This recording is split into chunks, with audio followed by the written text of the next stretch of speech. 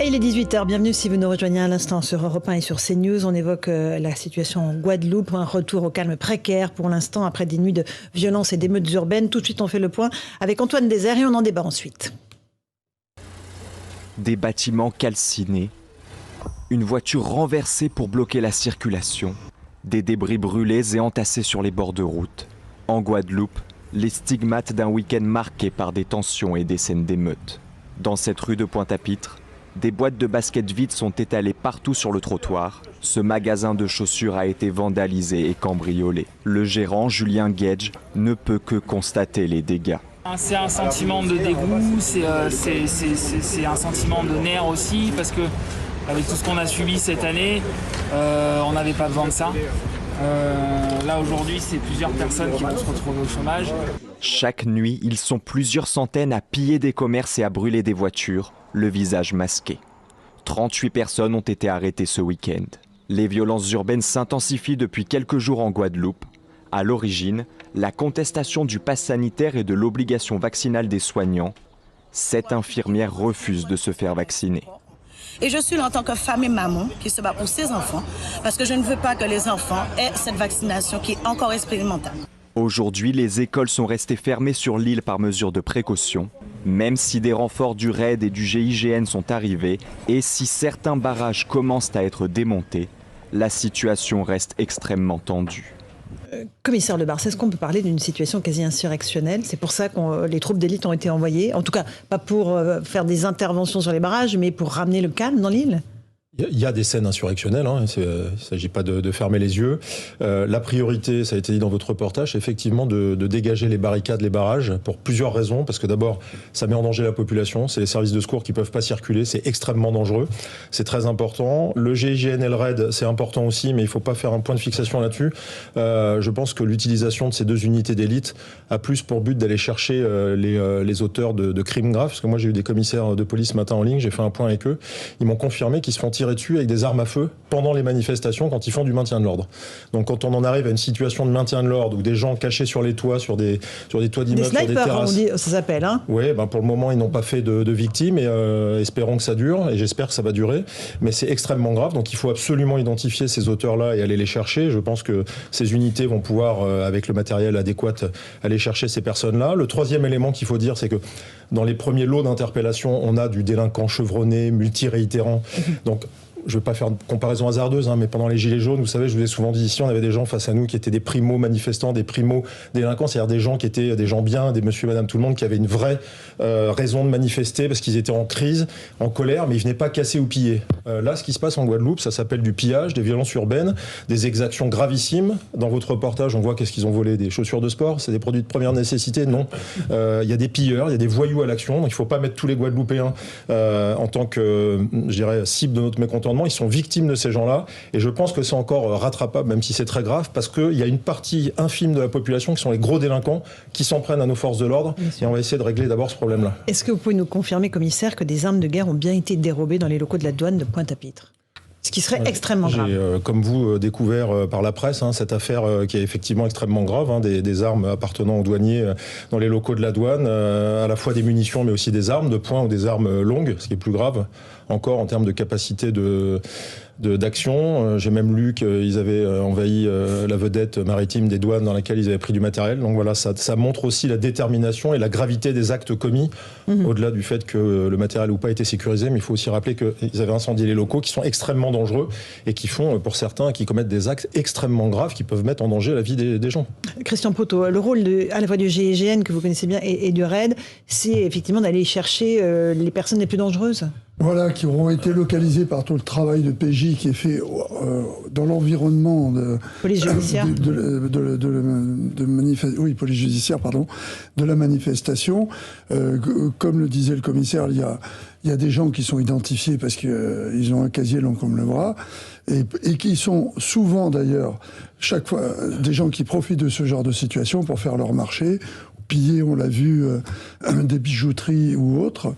Et le problème, c'est qu'on sait très bien que nos forces qui sont sur place n'ont pas l'expérience, même s'il y a des antennes pour les 2 unités, n'ont pas l'expérience de gens qui ont décidé de faire de la guérilla, quoi. Parce que tant qu'on ne les aura pas pris, on va leur courir derrière et ils seront, s'ils ont une arme, ils seront prêts à riposter.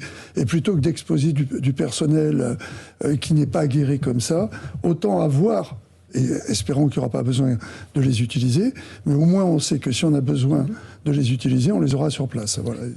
François Pupponi, est-ce qu'il y a un risque que ces images que l'on voit aussi en Guadeloupe puissent, que l'on voit d'une autre façon à Amsterdam, Rotterdam, ces manifestations contre le pass sanitaire, les restrictions sanitaires, c'est un prétexte, hein, parce qu'on voit bien que là, il s'agit de pillage et de grande délinquance. Mais est-ce qu'il y a une possibilité que ça fasse tache d'huile ? Bien sûr, il y a une grève générale demandée en Martinique. La Réunion peut également s'embraser. Après, ça peut être d'autres territoires. Oui, c'est évident.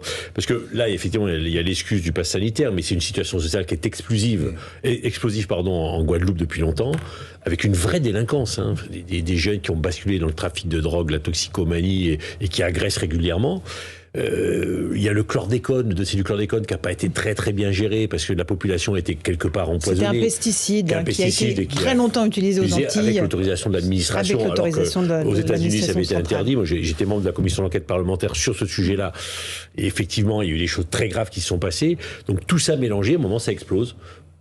Ça peut être le motif du pass sanitaire, mais tout est prétexte vraiment pour que ça dérape. Mais là, on est avec des délinquants qui n'ont peur de rien. Enfin, moi, tous les collègues guadeloupéens me disent régulièrement, il y a vraiment de la délinquance qui se développe d'une manière très forte là-bas, et des jeunes qui sont capables d'aller tuer n'importe qui. Enfin, ils sont toxicomanes, avec des produits agressifs, violents. Donc oui, c'est inquiétant. L'inquiétude, c'est la Martinique, la Guyane. J'ai du mal à croire que dans d'autres quartiers, en métropole, ça se passe comme ça, parce que la situation n'est pas comparable. Mais dans les DOM, ça peut déraper, oui, c'est clair. Jean-Claude Dacier, il y a eu des barrages qui ont empêché même les gens d'accéder aux hôpitaux. Donc on est dans une situation extrêmement grave. Le président l'a dit, je crois, une situation explosive. Et le Covid n'a plus grand-chose à y voir. Bon, il est vrai que il y a un problème social ancien et lourd dans ces régions, dans ces pays, dans ces villes. Néanmoins, il faut d'abord commencer par le commencement.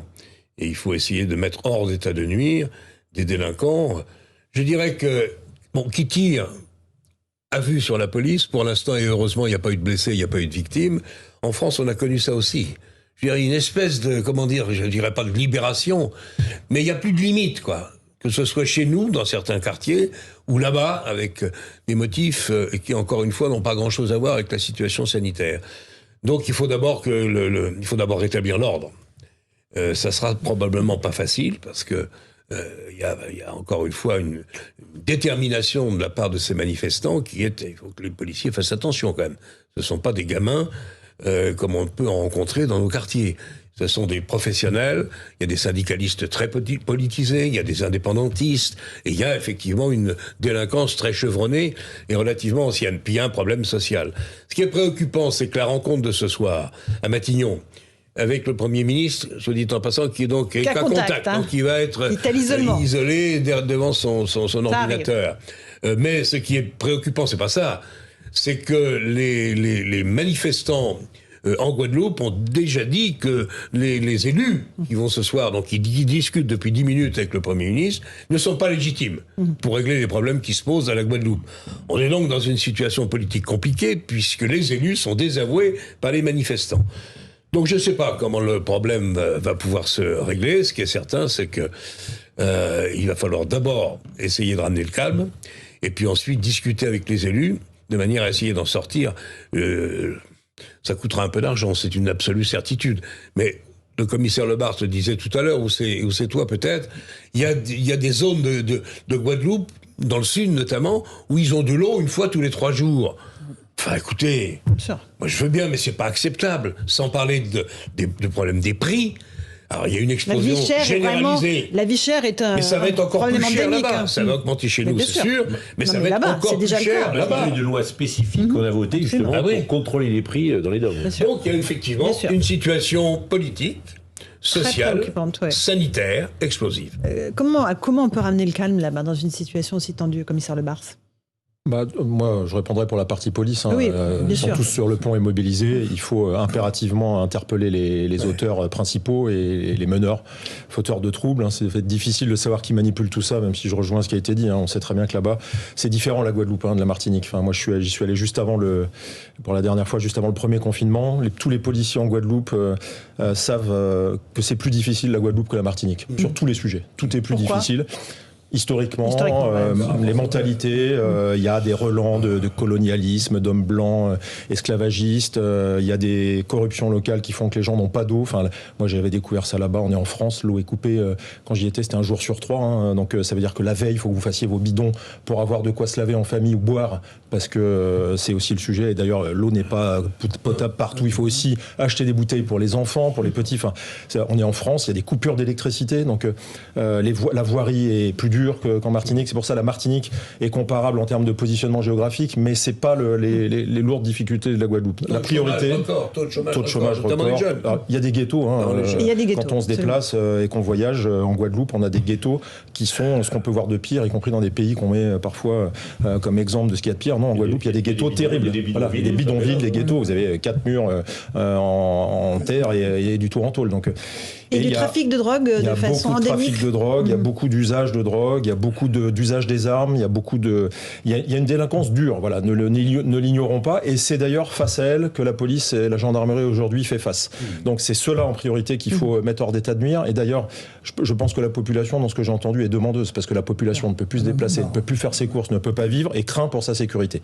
Quand on arrivera à en mettre une partie de côté, j'espère que la justice pourra suivre, on verra, j'espère, plus clair, parce que si ça prend trop de temps, qu'on n'y parvient pas, il y a un effet contagion qui est extrêmement dangereux à l'issue. Absolument. Christian Proutot. Oui, d'ailleurs, on voit au niveau déjà des premières interpellations, il y a des comparutions immédiates là, qui vont arriver. Il y en a une trentaine ce soir. En rafale. Et il va falloir continuer parce que dès qu'on en attrape, on arrive à faire l'environnement, à voir ce qu'il y a à côté. Et c'est important parce que ces groupuscules, ils sont manipulés aussi. Bien sûr, ils viennent faire leur marché, bien sûr, sont des habitués. Dès qu'il y a ça commence à bouger, il y a des manifestations et tout, ils infiltrent les manifestations qui finissent toujours mal parce que c'est l'occasion d'aller voir si on peut récupérer une paire de chaussures ou autre chose. Donc, et cette partie qui vient d'une jeunesse qui est une jeunesse sans travail, qui est pas du tout encadrée, avec les conditions qu'on rappelait les uns et les autres, fait que tant qu'on n'aura pas remis de l'ordre, il ne sera pas possible de prendre des décisions et de mettre les choses en place. La première chose à faire, c'est le rétablissement de l'ordre. Le républicain, si on ne le fait pas, François Pupponi, encore une fois, il y a un vrai risque d'insurrection. Ah, c'est évident. D'abord, il peut y avoir un drame. Il peut y avoir un policier ou un gendarme qui se fait tuer cette nuit, avec des gens surarmés. En plus, ils ont récupéré des armes des douanes. C'est quand même un peu surréaliste. Bon, bref, on verra un peu les circonstances, pour pas dire pire. Donc on verra, mais il peut y avoir des morts. Bon, et puis effectivement, moi je me rappelle les émeutes de 2005, ça s'est calmé lorsqu'effectivement il y avait des interpellations importantes, qu'on mettait de côté un certain nombre de jeunes qui étaient en train de tout casser, et ça calme les choses. Parce qu'ils ne sont pas très très nombreux à être capables d'aller tirer, casser, voler, on les connaît, mais ça nécessite une volonté forte d'interpellation. Oui. Commissaire Lebars, on connaît les gens qui sont les fauteurs de troubles aujourd'hui ou pas ? Les policiers, en tout cas. Dans ceux qui sont actuellement en garde à vue et qui vont être présentés à la justice, on sait déjà, on a une information qui est sûre, c'est qu'ils ont des antécédents qui sont connus des services de police et de justice. Alors, on s'en rend compte une fois qu'on les interpelle, parce que moi, je vois aussi certains qui se permettent de témoigner dans les médias, ils ont visage dissimulé, ils sont très fiers de déclarer qu'ils ont pillé, qu'ils sont là pour mettre le bordel. Je reprends leurs mots, j'ai entendu des déclarations insupportables ce matin. Bon, c'est la liberté d'expression, mais une fois qu'on les identifie, on voit bien qu'on a affaire, je vous dis, à des délinquants chevronnés. Donc là, on est trivialement, on est dans le dur, avec la frange dure d'une population extrêmement dure, qui est là pour s'en prendre au bien, aux personnes, et qui n'a strictement aucun état d'âme. Donc il faut redoubler d'efforts sur ces auteurs-là, parce que je pense vraiment que c'est eux, pour le moment, qui sont extrêmement mobiles dans le chaos, et ça n'est pas encore ce mouvement social sur lequel toute la population s'est mise pour faire barrage, pour manifester, pour casser.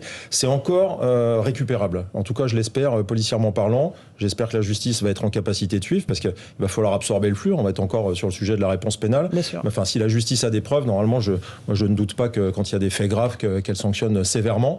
Mais il y a une question de rapidité pour passer un message rapidement afin que ça ne se propage pas.